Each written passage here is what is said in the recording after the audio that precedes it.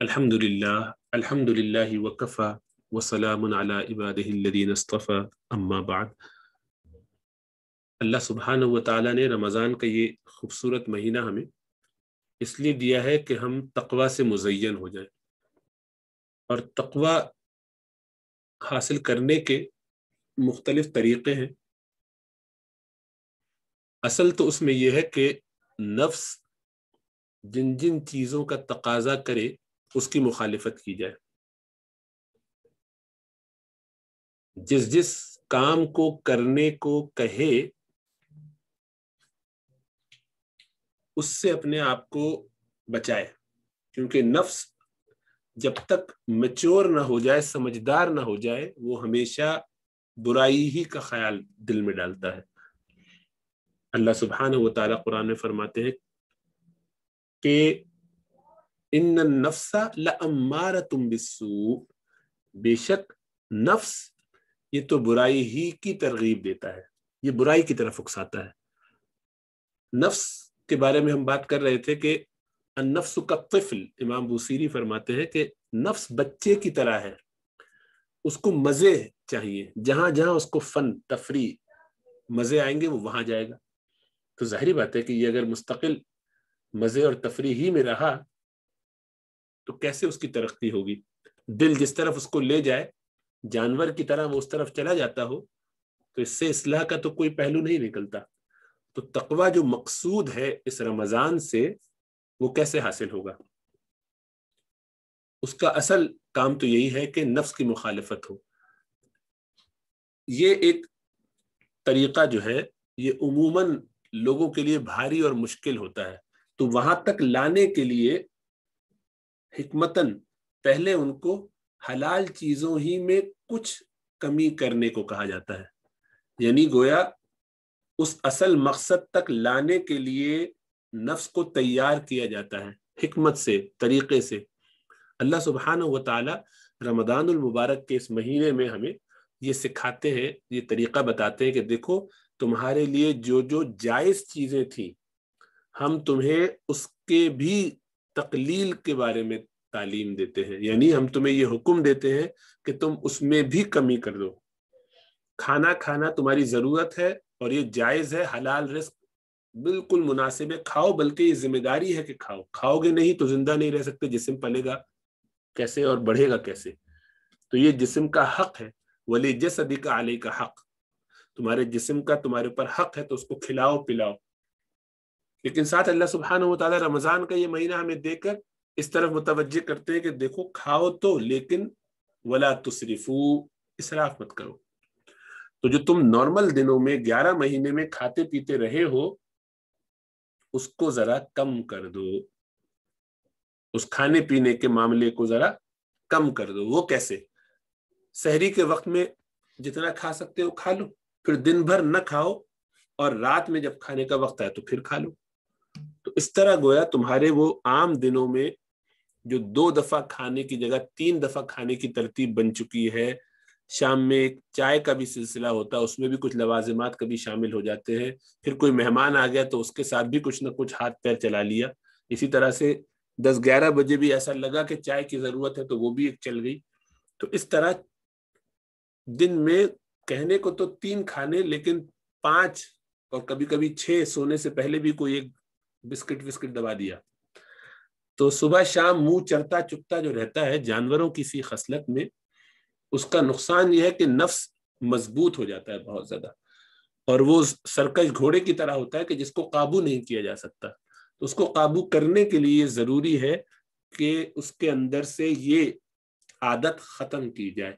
تو اس طرف اللہ سبحانہ و تعالی ہمیں رہنمائی فرماتے ہیں، اور رمضان کے اس نظام میں بالخصوص مغربی ممالک میں تو گرمیوں کے دنوں میں جو روزے چل رہے ہوتے ہیں، ان کے 18 گھنٹے 20 گھنٹے کا روزہ ہوتا ہے۔ تو اس میں وہ ظاہری بات ہے کتنا کر لیں گے، کتنا کھا لیں گے ان بقیہ 4-5 گھنٹے جو ان کو میسر آتے ہیں۔ تو اس میں سحری کر لی اور کھانا کھا لیا رات کو افطار کے وقت، بس اور کیا کھا سکتے ہیں؟ تو اس سے جو تقلیل طعام ہوتی ہے، یہ انسان کے نفس پر بڑی بھاری پڑتی ہے، بہت بوجھ ہے یہ۔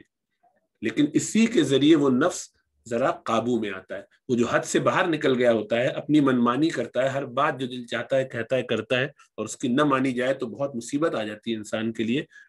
انسان کو ایک گنا اس پر قابو حاصل ہو جاتا ہے. گویا یہ سوار جو ہے، جو کمزور سا ہے، بالکل منحنی سا، اور یہ سرکش گھوڑا ہے، اس کو اس پر سوار جو کرانا ہے تاکہ یہ قابو میں آ جائے اس شخص کے، یعنی ہمارے، تو اس میں اس کو مضبوط کرنا ہے اور اس کو کمزور کرنا ہے، ختم نہیں کرنا. گھوڑے کو قتل نہیں کریں گے ورنہ آگے سفر کیسے طے ہوگا. تو نفس کو مارا نہیں جا سکتا، نفس کو قتل نہیں کیا جائے گا. یہ کام کیا ہے عیسائیوں میں راہبین نے، رہبان، رہبانیت کے نام پر، کہ انہوں نے سب کچھ چھوڑ چھاڑ کے کئی کئی دنوں کے روزے رکھنا. اسی لیے ہمارے نبی اکرم صلی اللہ علیہ وسلم نے روزے کی تعلیم بھی دی، اور اس میں فرمایا سب سے اچھا روزہ وہ ہے جو ایک دن چھوڑ کے رکھا جائے، صیام داؤد جسے کہتے ہیں. ان کے روزے کی ترتیب ایک دن کھایا ایک دن چھوڑا، ایک دن یہی روزہ رکھا اور ایک دن نہیں رکھا. اس ترتیب سے چلنا سب سے افضل ہے، ورنہ مہینے میں 3 دن، ورنہ پیر جمعرات، جو بھی جس کو توفیق ہو، کچھ وقفہ کچھ رکھنا. 1 مہینہ متعین کر دیا، باقی 11 مہینے میں فرض نہیں. تو اس طرح سے طعام کے باب میں، اسی طرح سے شراب کے باب میں شراب مانے پینا، کوئی بھی چیز پی جائے اس کو شراب کہتے ہیں. ہمارے یہاں تو شراب سے مراد الکوہل لیتے ہیں عام زبان میں، تو اس سے شاید لوگ پریشان ہو کہ شراب کی بات ہو رہی ہے رمضان میں. تو شراب بمانے پینا، عربی میں شراب کے معنی پینا. تو پینے کی جو بھی چیز ہے وہ سب مشروبات ہیں جن کو پیا جاتا ہے. بہرحال تو کھانے پینے سے روکنا یا اس کو کم کرنا، یہ ہے نفس کو کمزور کرنا، اور ہماری گویا اس کے اوپر حکومت قائم ہو جائے، ہم چلائیں اس کو اپنی مرضی سے، جو شریعت کے تابع ہے. ہم شریعت کے تابع ہیں، اللہ اور اس کے رسول کے حکم کے مطابق چل رہے ہیں، ہم نفس کو جیسا بتائیں ویسا وہ چلے. یہ ہے پوری ٹریننگ کا خلاصہ. کرنا کیا ہے اس میں؟ 4 کام ہے. تو اصل تو یہ تھا کہ نفس کی مخالفت کی جائے. نفس اس پر راضی نہیں ہوتا، تو اس کے لیے اللہ سبحانہ و تعالیٰ نے یہ طریقہ حکمت کے ساتھ ہمیں بتایا کہ تم ان چیزوں کو جو تمہارے لیے جائز ہے پہلے ان کو آہستہ آہستہ کم کرو. جتنا کھانے کا دل چاہے اس کو کم کر دو. ایک تو ہم تمہیں نظام دے دیتے ہیں جس میں تمہارے لیے 2 ہی وقت کا کھانا عموماً رہ جائے گا، گرمیوں میں بالخصوص، تو تم اس کو 2 کھانوں پر لے آؤ.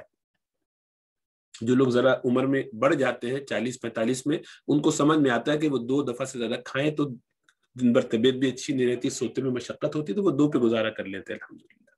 تو دن میں 2 میل بس، رمضان کے اندر خاص طور سے. اسی طریقے سے عام حالات میں جو سونے کی کثرت ہوتی ہے اس کو کم کر دیا گیا. رات میں لمبی لمبی نوافل پڑھ کے تراویح سے فارغ ہو کے گھر آئے، چند گھنٹے ہی سو پائے تھے کہ سحری کے لیے اٹھنا پڑ گیا، اس میں تہجد کی چند رکعت پڑھی، فجر کی نماز کے لیے مسجد گئے، گھر آ کے تھوڑا سا سوئے، پھر کام کے لیے اٹھنا پڑا، کام سے آ کے کچھ دیر لیٹے تھے، اگلی نماز کا وقت ہو گیا.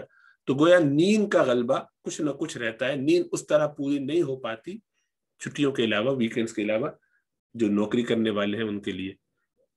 تو یوں قلت منام، تو وہاں قلت طعام ہوا کھانا کم کر کے، یہاں قلت منام، یہ دوسرا اسٹیپ ہے، یعنی یہ دوسرا کام ہے 4 کاموں میں سے کہ نیند کچھ کم کی جائے. تیسرا قلت کلام، گفتگو کم کی جائے، بولا کم جائے، زبان کم استعمال کی جائے. اب دن بھر بھوکے ہیں، روزہ رکھا ہوا ہے، تو کہاں آدمی بات کرنے کا دل چاہے گا؟ کچھ دیر بات کرے گا تو منہ خشک ہونے لگے گا، کچھ تھکاوٹ ہوگی، کچھ کاموں میں لگے گا، کہے گا بھائی مجھے اپنا کچھ. اور پھر یہ کہ دوسری طرف ذوق شوق شیطان کو بند کر دیا ہے، تو اب قرآن پڑھنے کا ہے ذوق. اپنا ٹارگٹ جو رکھا ہے، اسی لیے کہا جاتا ہے پہلے سے اپنا ٹارگٹ طے کرو کہ روزانہ کتنا حصہ پڑھو گے. بہت سے لوگ اس میں کوتاہی کرتے ہیں. اب وہ یہ کہہ دیتے کہ ہم ٹارگٹ تو نہیں رکھتے، ہم بس یہ کہ روزانہ پڑھتے ضرور ہیں. کبھی ناظرہ پہ آ جاتے ہیں، کبھی جو ترجمہ تفسیر پہ چلے جاتے ہیں، تو 15 منٹ آدھا گھنٹہ پڑھا، کسی دن زیادہ پڑھ لیا، کسی دن کم پڑھ کے ایک روٹین نہ ہونے کی وجہ سے ان کو یہی لگتا ہے کہ وہ تو روزانہ پڑھ ہی رہے ہیں. لیکن آپ اندازہ لگائیں گے تو پتہ چلے گا کہ ایکچولی بہت زیادہ نہیں پڑھ پا رہے. کبھی پڑھے 2 دن 3 دن اچھا پڑھ لیا، پھر کم ہو گیا، وہ بالکل کیونکہ ٹارگٹ نہیں تھا. اور جس کا ٹارگٹ ہے اس نے طے کیا کہ مجھے اس دفعہ رمضان میں 5 قرآن ختم کرنے ہیں، تو روزانہ 5 سپارے پڑھے گا تو ہی آگے بڑھ سکتا ہے. تو وہ سب چیزیں چھوڑ چھاڑ کے ساری بات چیت، بچے بھی آئے بیٹا تھوڑی دیر دور جاؤ، میرے پاس ابھی ٹائم نہیں، میرا جو ہے وہ سپارہ رہ گیا، ابھی 4 ہی ہوئے ہیں آج، وہ اپنی محنت میں لگا رہے گا. تو یوں اپنا ٹارگٹ طے کر لینے سے آدمی ایک فوکس ہو کے محنت کرتا ہے. قرآن پڑھتا ہے تو وقت اس کے پاس کم، نوکری کے علاوہ جو وقت ملتا ہے اس میں تھوڑا سا سو لیتا ہے کہ نیند کی کمپنسیشن ہو جائے، تھکاوٹ کم ہو جائے، رات کی تیاری کرنی ہے، تراویح میں کھڑے ہونا ہے تو اس کا بھی کچھ رہے اہتمام. تو اس طرح سے وہ اپنے آپ کو قلت کلام سے آراستہ کر لیتا ہے، یعنی کم گوئی، کم گفتگو، بیکار کی باتیں نہیں، ادھر ادھر گفتگو نہیں، ٹائم نہیں ہے. بیکار کی باتیں جو ناجائز ہیں ان سے تو بچتا ہی ہے، جو جائز باتیں ان کو بھی کم کر دیتا ہے. اور چوتھی چیز قلت اختلاط مع الانام، بندوں سے ملاقات کرنا دنیاوی غرض سے، بلا وجہ، بے فائدہ، اس سے مل رہے ہیں، اس سے مل رہے ہیں، یہاں جا رہے ہیں، وہاں جا رہے ہیں، بلا وجہ کی پارٹیز چل رہی ہیں، یہ سب کم ہو جاتا ہے. نمازوں میں بھی نماز پڑھی، قرآن پڑھا، ذکر کیا، تسبیح، گھر آ گئے، سنتیں گھر آ کے ادا کر لی، اپنے کام میں لگے میں، کچھ جانا ہے، کچھ لانا ہے، وہ بلا وجہ کی چیزوں میں اپنے آپ کو انوالو نہیں کرتا. تو گویا یہ 4 کام جب وہ کر لیتا ہے تو وہ جو نفس ایک مضبوط سرکش گھوڑا بن چکا ہے اس کو قابو میں کرنا، یعنی وہ کمزور ہو جاتا ہے. اس طرح یہ ہے کہ یہ شخص اپنے آپ کو روحانی طور پر عبادات کے ذریعے مضبوط کر کے اس کے اوپر سوار ہونے کے قابل بنا لیتا ہے. تو یہ 4 کام ہے جو کرنے کی: قلت طعام، قلت منام یعنی سونا، نوم سے ہے، الصلاۃ خیر من النوم، نماز نیند سے بہتر، تو نوم سے منام. قلت کلام، گفتگو کم کرنی، اور قلت اختلاط مع الانام. اختلاط مطلب وہی ملنا جلنا، مخلوط آپ اردو میں استعمال کرتے ہیں، ملنا جلنا، ملاقاتیں کرنا، اختلاط کرنا. مع الانام، انام مانے انسانوں سے، دوسری مخلوقات سے، دوسرے لوگوں سے ملنا جلنا کم. دینی نسبت سے ملنا جلنا ٹھیک ہے، یہ دینی نسبت سے ملاقات ہے، مسجد گئے، لوگوں سے سلام دعا اگر ہو گئی کچھ لوگوں سے، بہت اچھا ہے، لیکن وہ بھی بلا ضرورت نہیں، بس سلام دعا کی حد تک، اضافی نہیں، کم سے کم، تاکہ ہر ایک کا فوکس اپنی ذات کی طرف رہے، اللہ سبحانہ و تعالیٰ کے ساتھ تعلق مضبوط کرنے پر رہے. چنانچہ آپ دیکھیں کہ رمضان میں اس کا کیسا اہتمام ہے کہ آخری 10 دنوں کو تو متعین ہی کر دیا اس کام کے لیے کہ اس میں اعتکاف کی کوشش کرو. تو رسول اللہ صلی اللہ علیہ وسلم آخری 10 دنوں میں اعتکاف فرمایا کرتے تھے ہر سال، اور آخری سال جو آپ کی زندگی کا تھا اس میں آپ نے 20 دن اعتکاف فرمایا. تو 20 دن آپ اندازہ لگائیے کہ اس میں کم گفتگو ہوگی. حالانکہ رسول اللہ صلی اللہ علیہ وسلم کا تو لوگوں سے ملنا، بات چیت کرنا، سارا دین ہی دین تھا، دین سکھانا، دین سیکھنا. تو اختلاط مع الانام جو ہے یہ ایک اہم چیز ہے جس سے ہمیں بہت زیادہ کوشش کرنی چاہیے کہ اہتمام کے ساتھ تعلق بنائے، یعنی کم کرے، لوگوں سے اختلاط کو کم کرے، اس میں قلت ہونا ضروری ہے. اور آج کل چونکہ اب میڈیا کا دور ایسا ہو گیا ہے کہ ہر شخص کے پاس اپنا واٹس ایپ، اپنا موبائل فون، اپنا فیس بک اور مختلف جو سوشل میڈیا اور گیجٹس کیا کیا چیزیں اویلیبل ہو گئی ہیں، تو ہر آدمی ان پہ لگا رہتا ہے، ہر چیز ادھر سے ادھر فارورڈ کر رہے ہیں. بعض لوگوں کو پورے رمضان میں ادھر ادھر کے بیانات سنتے رہنے کی بیماری لاحق ہو جاتی ہے کہ کئی کئی گھنٹے اس میں استعمال کر لیتے ہیں. ٹھیک ہے، وہ اگر گناہ کے مقابلے میں یہ کرتے ہیں تو بہتر ہے، اگر شیطانی میں پڑیں گے تو اس سے بہتر ہے کہ کوئی مثبت کام کر لیں. لیکن مقصود یہ ہے کہ سننے سنانے سے زیادہ کیا جائے، سنا بھی جائے، بہت کچھ اویلیبل ہے الحمدللہ، ان سب کو سنے بھی، محنت بھی کریں، لیکن کچھ ہو گیا، 1 گھنٹہ ہو گیا، 2 گھنٹے ہو گئے دن کے، چلو باقی وقت میں اپنی عبادات میں اضافہ ہو، نوافل کا اہتمام ہو، جتنی قضائے عمریاں ہیں وہ سب اٹھا کے جلد از جلد حساب کتاب لگا کے جلدی جلدی ان کو ادا کیا جائے. جتنی تسبیحات ہو سکتی، ہاتھ اٹھا کے اللہ سے دعائیں کی جائے. قرآن کی تلاوت خوب کثرت سے ہو، کچھ حصہ رکھا جائے جس میں ہم قرآن کو سمجھے، محنت کرے، خود سمجھے. ترجمہ تفسیر علماء کرام نے آپ ہی کے لیے لکھی ہے. بہت سے لوگوں کو مغالطہ ہوتا ہے کہ اگر تفسیریں جو ہے ہم وہ بھی کسی استاد سے پڑھیں، وہ تو بہت اچھا ہے کہ سالہ سال ایسے ہی کیا جائے، لیکن رمضان میں کچھ نہ کچھ حصہ اپنا پڑھنے پڑھانے کا رہنا چاہیے. دینی مجالس میں ضرور شریک ہوں، وہ شرکت کرنا اس سے منع نہیں ہے، یہ وہ اختلاط نہیں ہے کہ جو ممنوع ہے، یہ بلا ضرورت اختلاط، یہ جو آن لائن بیٹھ کے اس کو سن رہے ہیں، اس کو سن رہے ہیں، 10 لوگوں کو سن رہے ہیں، اور مزے کی بات یہ ہے کہ سیکھا کچھ بھی نہیں. پوچھو کہ کیا کیا کل آپ نے دن بھر میں جو 5 7 10 لوگوں کو مختلف چینلز پہ دیکھا، تو سیکھا کیا اس میں سے؟ کچھ بھی یاد نہیں. وہ بڑی اچھی گفتگو کی انہوں نے، بہت اچھا بیان تھا، تو کیا تھا، کہا کیا انہوں نے، وہ ذرا خلاصہ سنا دیجئے. نہیں، پتہ نہیں، یاد بھی نہیں بلکہ کہ کیا کہا. یہ ہے وہ جس کی میں نفی کر رہا ہوں کہ یعنی یہ نہیں ہونا چاہیے. آپ باقاعدہ کسی کا درس لے رہے ہیں, آپ نے طے کر لیا کہ شیخ سلیم دھرا صاحب حفظہ اللہ کے جو دروس چل رہے ہیں ان کو میں باقاعدہ سنوں گا ہر روز اتنا 1 گھنٹے کا, اور اس کے نوٹس لوں گا, بہت اچھا ہے. آپ کو مناسبت ہے کسی اور عالم دین سے, آپ ان کا درس سن رہے ہیں, باقاعدہ آ رہے ہیں, دنیا میں چل رہے ہیں, مفتی تقی عثمانی صاحب کے دروس ہیں وہ سننا چاہتا ہوں, میں اس کے نوٹس لوں گا, بہت اچھا ہے, سنیے. مفتی ابراہیم بروڈوی صاحب کے دروس چل رہے ہیں, آپ کا ذوق ہے, آپ سنیے, بہت اچھا ہے. لیکن ایک باقاعدہ پلان کر کے پھر اسی کو سنیے, سارا سال پورا رمضان کا مہینہ ایسے ہی گزرے, یہ تو بہت اچھا ہے. لیکن یہ ہے کہ جو فلکنگ کرتے ہیں ادھر ادھر, کبھی یہاں کبھی وہاں, بالکل ایک اس بچے کی طرح کہ جس کو کھلونے کی دکان میں کھڑا کر دیا گیا ہے, اب وہ کبھی اس کو دیکھتا ہے, ادھر ہاتھ لگاتا ہے, پھر اس کو کھولتا ہے, اس کی طرف بھاگتا ہے, اس کا دماغ کہیں رک ہی نہیں رہا. یہ طریقہ درست نہیں ہے. تو میڈیا پہ چونکہ اتنے سارے دروس, اتنی زیادہ باتیں ہیں کہ آدمی کے پاس وہ ایک جنگل ہے, بالکل واقعی ورلڈ وائڈ ویب ہے, ایسا ویب ہے کہ ایک دفعہ آپ اس میں چلے جائیں تو سرا نہ ملے, کہاں سے جا رہے ہیں, کہاں جا رہے ہیں, کون لوگ ہیں, کیا کہہ رہے ہیں, کتنی صحیح بات ہے. اور بات یہ ہے کہ بھائی جتنے بھی لوگ کہہ رہے ہوتے ہیں اچھی ہی باتیں کہہ رہے ہوتے ہیں, تو 70-80% باتیں تو اچھی ہی ہوں گی, اس میں 5-7-10% باتیں ایسی ہوں گی جو آپ کی اس لیے پتہ نہیں چلیں گی کہ آپ کو ان کی گہرائی کا اندازہ نہیں ہے, لیکن وہ خلاف شرع بھی ہو سکتی ہے, تو اس کی ویریفیکیشن ضروری ہے. تو اس لیے بجائے اپنے آپ کو ایسی چیزوں میں الجھانے کے, آدمی کو چاہیے کہ اپنا ٹائم بنائے, ٹائم ٹیبل کے حساب سے چلے, فوکس رہ کر, اور یہ 4 کام ضرور کرے. تو وہ کیا 4 کام ہے؟ قلت طعام, یہ اللہ سبحانہ وتعالیٰ نے رمضان میں ہمارے لیے اہتمام فرما دیا. دوسرا یعنی کھانا پینا کم. قلت کلام, گفتگو کم سے کم باتیں, بہت زیادہ لمبی ادھر ادھر فون پہ باتیں نہ, کم خود ہوتا ہے نیچرلی یہی ہے, کیونکہ ٹائم ہی نہیں ہوتا.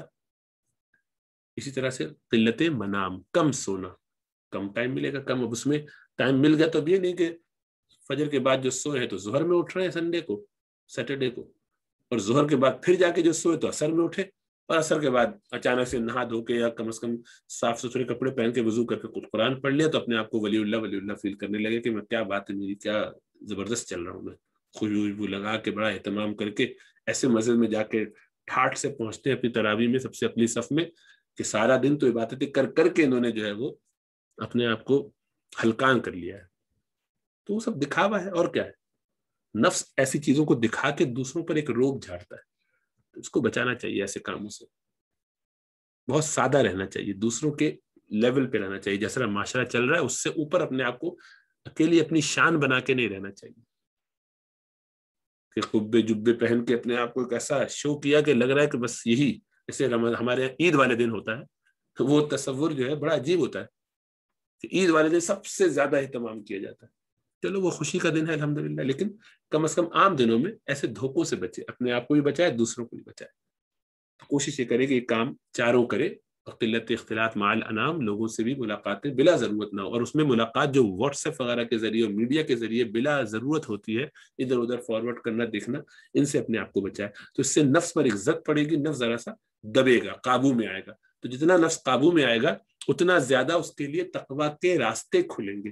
جو اصل مجاہدہ ہے وہ یہ ہے کہ گناہوں سے بچا جائے. تو جب حلال چیزوں سے اپنے آپ کو روکنے کے قابل ہو جائے گا تو حرام سے روکنا اس کے لیے اور زیادہ آسان ہوگا. اسی لیے پورا ایک نظام اللہ سبحانہ وتعالیٰ نے ہمیں دیا ہے. اس سے آپ کو اندازہ ہوگا کہ رمضان کا یہ نظام کس قدر قیمتی ہے, کتنا اہم ہے.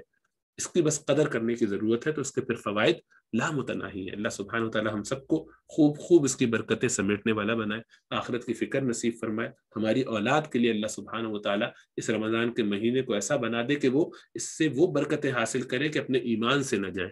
ورنہ خطرہ اس بات کا ہے کہ جس طرح دنیا میں معاشرہ چل رہا ہے, حالات چل رہے ہیں, جس طرح دجالی تہذیب کا پورا کارنامہ اور عمل چل رہا ہے, اس سے خطرہ یہ لگتا ہے کہ اگلی نسلوں کو ایمان بھی شاید اس طرح سے بچانا مشکل ہو جائے. جو ہم آج تزکیے کی بات کر رہے ہیں, تقویٰ کی بات کر رہے ہیں, وہاں تو ایمان کے لانے پڑے ہیں.